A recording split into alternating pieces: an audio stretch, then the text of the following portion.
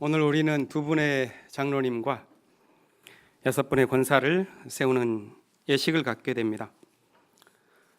임직하는 분들의 결단과 헌신을 통해서 교회가 새롭게 출발하는 계기를 맞고, 또 임직하는 분들만이 아니라 교우들 모두가 서로 격려하는 공동체를 세워갈 것을 다짐하는 시간이 되기를 바랍니다. 금년을 지나오면서 우리 교회에 큰 아픈 상처가 생겼습니다.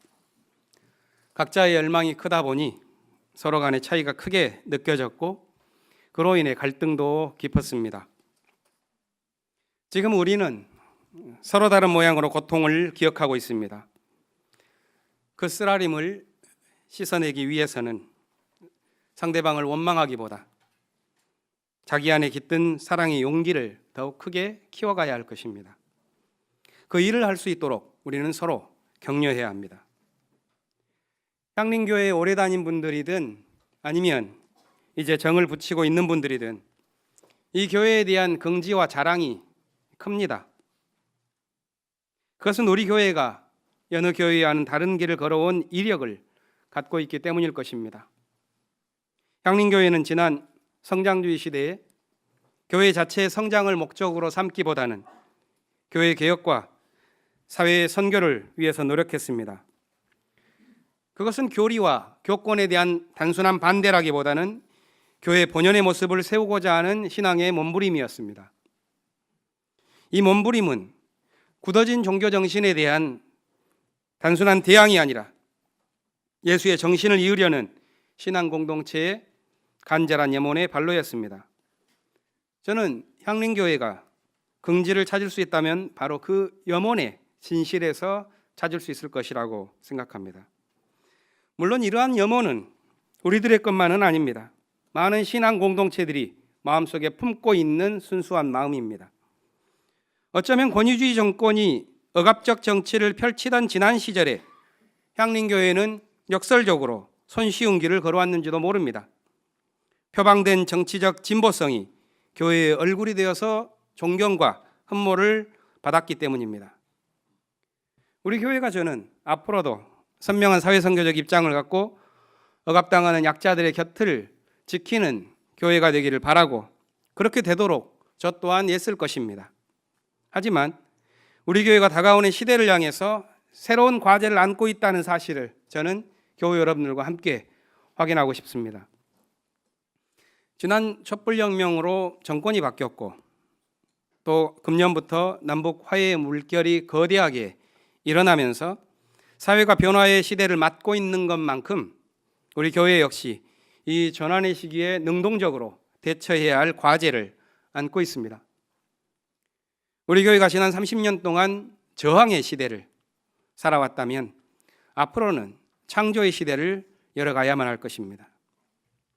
진정한 창조는 외부적인 도입이 아니라 내부적인 변화에서 비롯됩니다.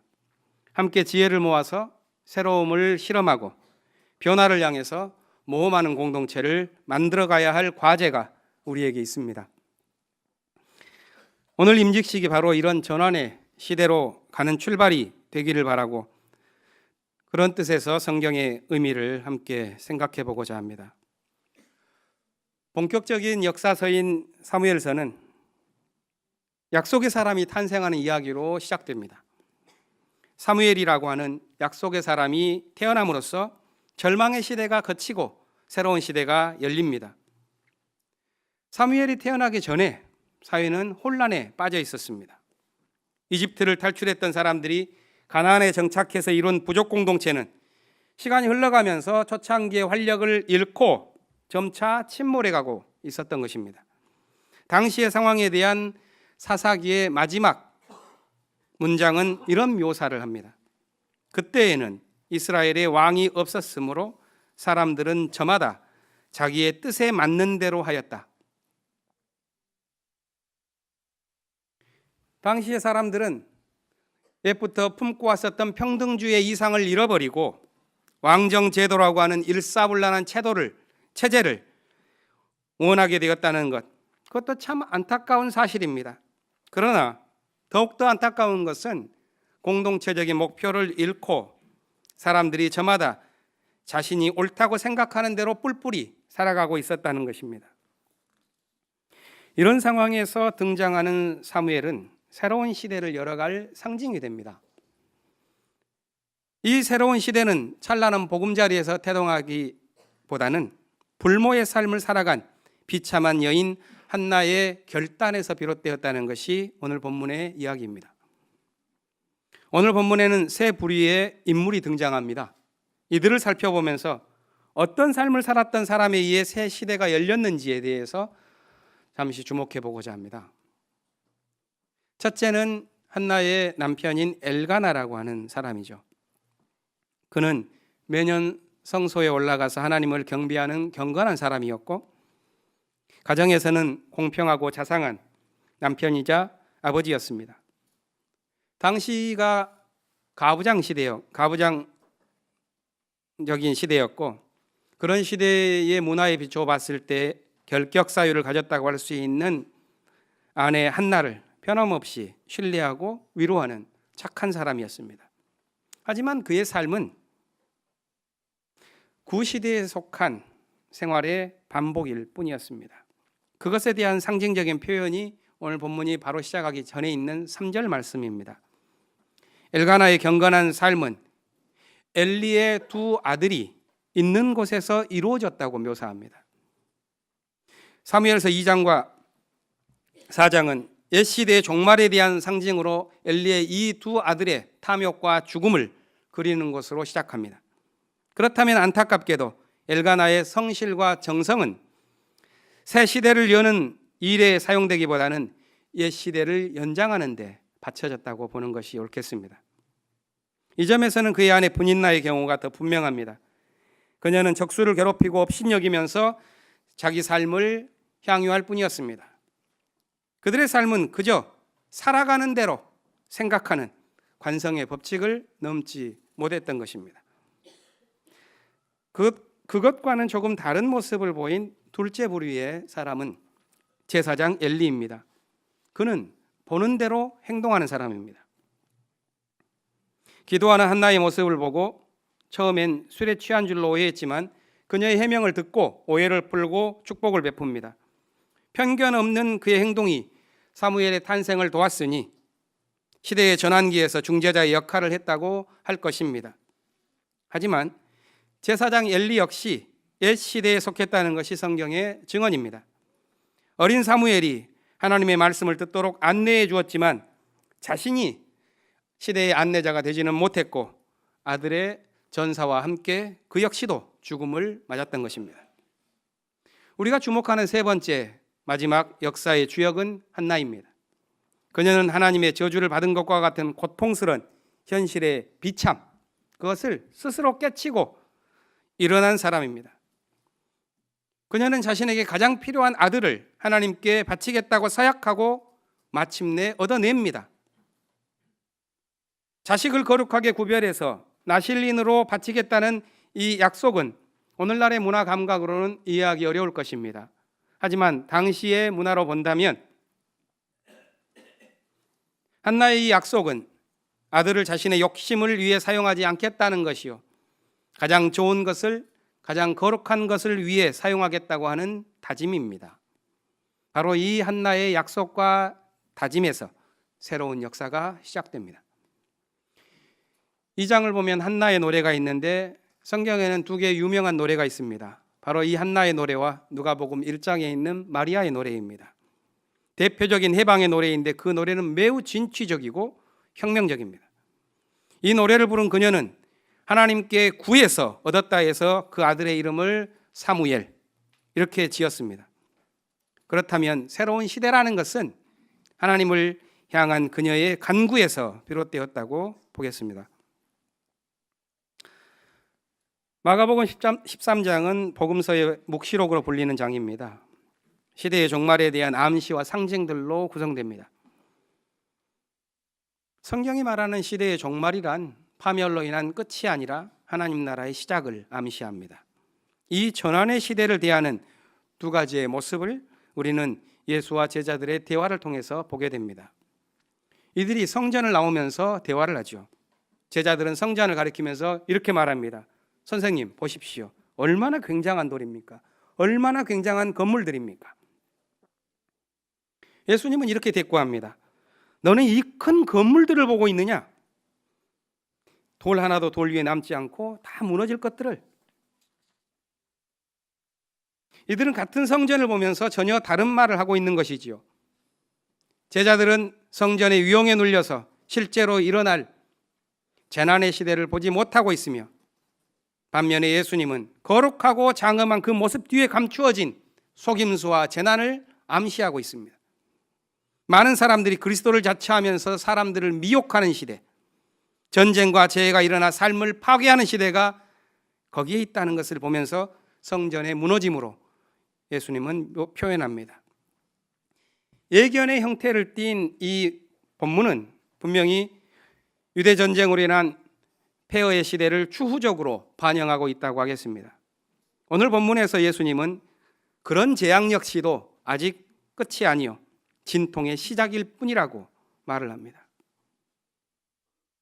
그러한 재앙 역시 진통의 시작일 뿐이라면, 그러면 이어질 진통의 시대는 어떻게 살아가야 하는 건가? 본문은 여기에서 끝났기 때문에 궁금증을 남기고 있습니다. 그 물음은 어쩌면 예수운동을 하는 모든 사람들의 절실한 물음일 것입니다. 오늘 본문 뒤에 나오는 내용을 보면 회당에서 매를 맞고 재판에 남겨질지라도 증언을 해야 하는 때가 있는데, 거기에서 해야 할 것은 두 가지입니다. 하나는 복음이 온 민족에게 전파되는 것이요, 10절의 말씀이죠. 또한 진실을 증언하기 위해서 성령이 우리를 통해서 말하는 시대를 살아야 한다는 것입니다. 이 두 가지는 예수운동의 주요한 특징입니다.